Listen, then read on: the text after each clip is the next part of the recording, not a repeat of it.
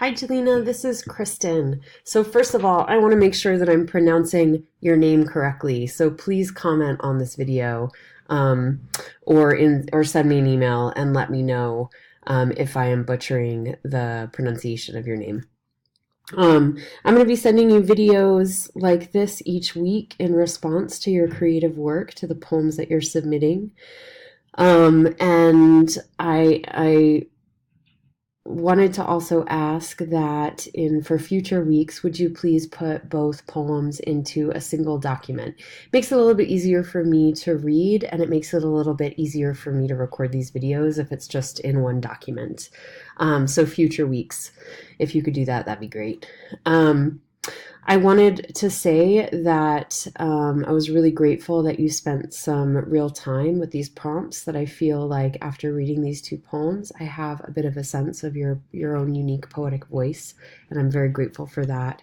And I also have a sense of where you're coming from, some things that you've experienced in your life. So thank you for showing up with such creativity and willingness. I appreciate it, and I see it.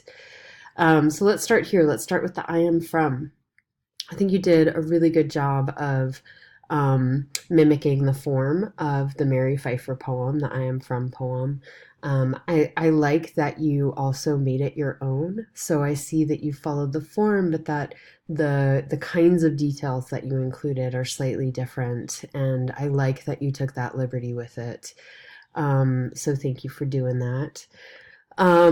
You asked the question about especially question number 2, is my flow from my Hispanic roots masked by my African American roots?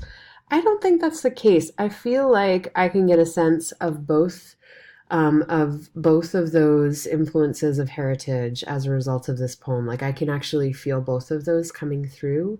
And I can also feel sort of your rebellion towards the idea that beauty should be defined by fair skin and long hair, that the life is a blue-eyed blonde hair white man's world, and I really like that rebellion that shows up in this poem. That idea that because when the way that you write these lines, what I'm taking from it is that your rebellious nature has influenced you to say, I reject that idea, right? Like I reject that beauty is defined by fair skin and long hair, and I reject that it's a white man's world.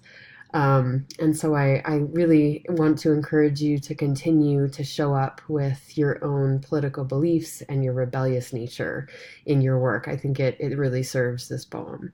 So let's go to the next one. Let's go to the next poem. Okay, great. Okay, so for this poem, I definitely can picture your painting, and I do think that you have enough imagery in it. I think there's a couple things that I would suggest for your next edit in terms of really refining this and making it a bit more clear. One is I noticed that right in the middle of the poem, you have these two very long lines, right? So you go from having these shorter stanzas to these two very long lines. And I guess my question is why? And I want you to be questioning the form that you're choosing for your work. So just questioning why. So I'm going to read one line to you. Coils tethered to who they should be in society, yet this vastly free flowing from choosing to be wild and free. So I don't know if you noticed the repetition of the word free in that line, if that was an intentional decision. But I think all of that sort of on one line of the document really detracts from the beautiful imagery that you are using, the coils, the tethers, the idea of being wild and free. I feel like squishing that all into one line is not serving the work. So I would encourage you to question that line and say, where do I want the reader to pause? And wherever you want the reader to pause, try a line break. Maybe it would be better served by a comma or a semicolon, but I want to encourage you to try a line break and see what it feels like to you for your next edit. And then I had one question in terms of meaning. So let me find that. Yes, okay. So I really, I mean, I love the whole beginning of this poem, and I have a question about the third line, where you say, "Each coil telling a story, struggling of minority times two." So that third line leaves me with a couple of questions. I'm sort of like, okay, when I think about